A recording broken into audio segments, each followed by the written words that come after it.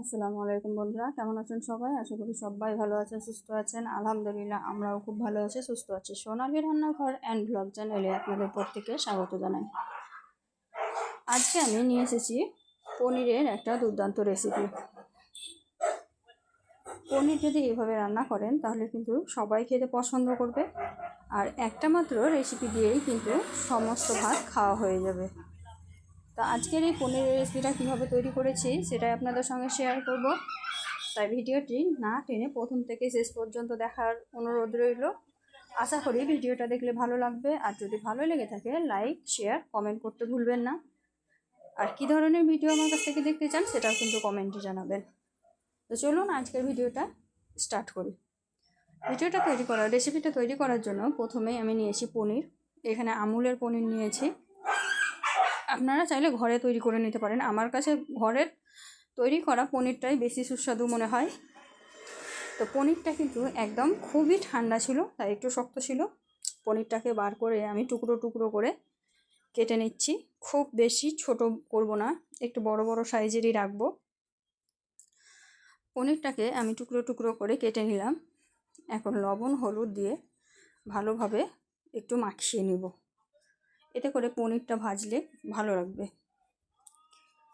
তো লবণ আর হলুদ ভালোভাবে আমি মাখিয়ে দিলাম। একটু আলতো হাতে মাখিয়ে দিবেন, তা না হলে কিন্তু পনিরটা ভেঙে যেতে পারে।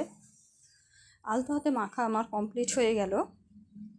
এখন পনিরটাকে ভাজার জন্য একটা কড়াই নিয়েছি। কড়াইয়ের মধ্যে দিয়ে দিয়েছি বেশ কিছুটা পরিমাণে সর্ষের তেল। এই তেল দিয়েই রান্নাটা কমপ্লিট করব। প্রথমে তেলটাকে আমি একটু চারিদিকে ছড়িয়ে দিলাম যাতে আশেপাশে পনিরটা লেগে না যায়। তেলটা গরম হয়ে গেছে, এখন পনিরটা তেলের মধ্যে ছেড়ে দিলাম। সবগুলো পনির আমি একটু উল্টে পাল্টে একটু লাল লাল করে ভেজে নেব। পনিরটা হালকা হাতে নাড়াচাড়া করে দেবেন, তা না হলে কিন্তু ভেঙে যেতে পারে। আলতো হাতে একটু সময় নিয়ে পনিরটাকে ভেজে নিতে হবে। দেখুন আমি পনিরগুলোকে কিন্তু আলতো হাতে নাড়াচাড়া করে ভাজছি, খুব একদম চাপ দিবেন না। তো পনিরগুলো আমি হালকা হাতে নাড়াচাড়া করে সুন্দর করে কালার আসা পর্যন্ত ভেজে নিয়েছি। এই যে পনিরগুলো আমি উল্টে পাল্টে সুন্দর করে ভেজে নিলাম। দেখুন কালারটা অনেকটা পরিবর্তন হয়ে গেছে। এটা কিন্তু প্রায় ভাজা ভাজা হয়ে গেছে।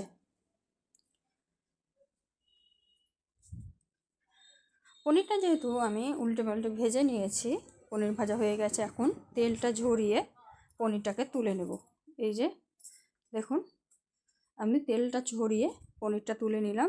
যে পাত্রে আমি পনিরটা রেখেছিলাম হলুদ লবণ মাখিয়ে, সেই পাত্রেই সমস্ত পনির তুলে নিয়েছি তেল ঝরিয়ে। আর বাকি যে অবশিষ্ট তেল আছে সেই তেলেই কিন্তু এখন আমি আলু ভেজে নেব। আলুগুলোকে আমি কিউব আকারে কেটে নিয়েছি ছোট ছোট করে, এতে করে ভাজতেও সুবিধা হয় আর তাড়াতাড়ি সিদ্ধ হয়ে যায়। দেখুন পনিরটা কিন্তু আমার ভেজে তুলে রেখে আলুটা ওই তেলে ভেজে নিচ্ছি। তো আলুটা একটু সময় নিয়ে নাড়াচাড়া করে ভাজবেন। যত ভালোভাবে আলুটা ভেজে নেবেন খেতে কিন্তু তত ভালো লাগবে, আর খুব তাড়াতাড়ি সিদ্ধ হয়ে যাবে। তো আলুটা কিন্তু আমি ভেজে নিয়েছি। দেখুন কালারটা অনেকটা চেঞ্জ হয়ে গেছে, আলু ভাজা কমপ্লিট হয়ে গেছে। এখন আলুগুলোকে আমি একটা প্লেটের মধ্যে নিয়ে নেব। সব আলু আমি একটা প্লেটের মধ্যে মানে একটা বাটির মধ্যে নিয়ে নিচ্ছি। আলু তোলা হয়ে গেছে। এখন ওই তেলেই দিয়ে দিলাম আদা রসুনের পেঁয়াজের একটু পেস্ট দিয়ে ভালোভাবে তেলের সঙ্গে মিক্সড করে নিলাম। এখন দিয়ে দিলাম একটা টমেটো কুচি। টমেটো কুচিটা দিয়ে ভালোভাবে নাড়াচাড়া করে মিক্সড করে নিলাম। এখন আমি বাকি মশলাগুলো অ্যাড করব। প্রথমে দিয়ে দিলাম হলুদ গুঁড়ো, দিয়ে দিলাম জিরা ধনিয়া পাউডার, দিয়ে দিলাম লঙ্কা গুঁড়ো আর স্বাদ মতো লবণ। এখন একটু নাড়াচাড়া করে দিয়ে ভালোভাবে মিক্সড করে নিলাম। এবারে একটু জল দেব, এতে করে টমেটোটা সিদ্ধ হয়ে যাবে, মশলাটা ভালোভাবে কষানো হয়ে যাবে আর তলায় লেগে যাবে না। ভালোভাবে নাড়াচাড়া করে এটাকে ঢাকা দিয়ে আমি হালকা আঁচে রেখে দিয়েছিলাম মশলাটা ভালোভাবে কষার জন্য। তো ঢাকা দিয়ে যখন আমি রেখেছিলাম ক্যামেরাটা অফ হয়ে গেছিলো, সেটা কিন্তু ওঠেনি। তো আমি আলুটা দিয়ে ভালোভাবে কষিয়ে নিয়েছিলাম, তারপরে জল দিয়ে ঢাকা দিয়ে দিয়েছিলাম, ঢাকা দিয়ে আলুটাকে ভালোভাবে সিদ্ধ করে নিয়েছি। আলুটা কিন্তু এখন সিদ্ধ হয়ে গেছে। এখন এর থেকে উপর থেকে পনিরটা ছড়িয়ে দিচ্ছি। আগে থেকে পনিরটা দেবেন না, তা না হলে কিন্তু পনিরটা বেশি সিদ্ধ হয়ে গেলে ভেঙে যেতে পারে। তাই আলুটা প্রথমে সিদ্ধ করে নিয়ে তারপরে পনিরটা দিবেন। তো এখানে জল একটু কমে গেছে, তাই আমি আর একটু জল দিয়ে দিলাম পনির দেওয়ার পরে। তারপর এটাকে ঢাকা দিয়ে কিছুক্ষণের জন্য রেখে দেবো, তাহলে পনির আলু সব একসঙ্গে ভালোভাবে সিদ্ধ হয়ে যাবে। তো ঢাকা দিয়ে আবারও কিছুক্ষণের জন্য রেখে দিয়েছিলাম।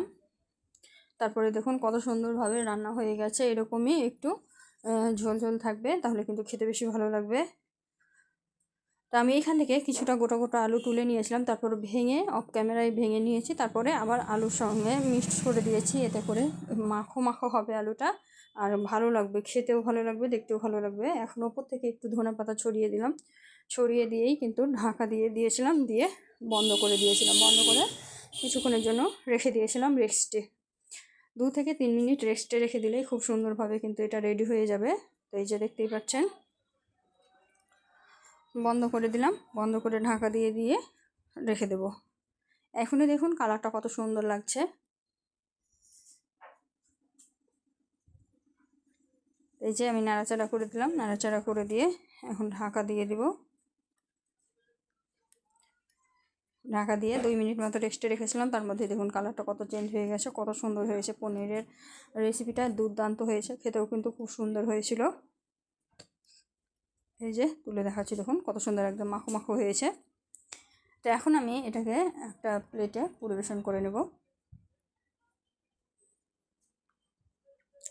তো বন্ধুরা, আজকের এই সহজ সিম্পল রেসিপিটা কেমন লাগলো একটু কমেন্টে জানাবেন, আর যদি ভালো লেগে থাকে অবশ্যই লাইক শেয়ার কমেন্ট করতে ভুলবেন না।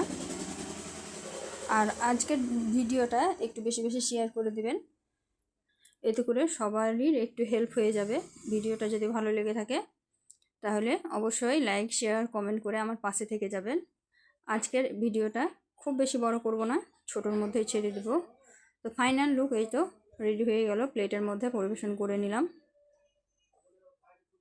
দেখুন প্রত্যেকটা পনির একদম গোটা গোটা আছে, আর খুব সুন্দর হয়েছে, কালারটাও খুব সুন্দর হয়েছিল। এই যে ফাইনাল লুক। তো আমাদের তো খুবই ভালো লেগেছিল খেতে, আশা করি আপনারাও তৈরি করে খাবেন, আপনাদেরও কিন্তু খুবই ভালো লাগবে। তো আজকের ভিডিওটা এই পর্যন্ত, দেখা হবে এই ধরনেরই আরও নিত্য নতুন রেসিপি নিয়ে পরবর্তী ভিডিওতে। তো ততক্ষণ সবাই ভালো থাকবেন, সুস্থ থাকবেন, আর আমাদের জন্য একটু বেশি বেশি করে দোয়া করবেন। যে উদ্দেশ্যে আমি কাজ করছি সেই উদ্দেশ্যটা যেন সফল হয়, কারণ আপনাদের ভালোবাসা বা আপনাদের আশীর্বাদ ছাড়া কোনোদিনই এগিয়ে যাওয়া সম্ভব হবে না। তাই সব সময় আপনাদের ভালোবাসা আর আপনাদের দোয়া কামনা করি। আপনারা একটু বেশি বেশি দোয়া করবেন যাতে একটু সাকসেস হতে পারি। তো সবাই ভালো থাকবেন, সুস্থ থাকবেন। খোদা হাফিজ।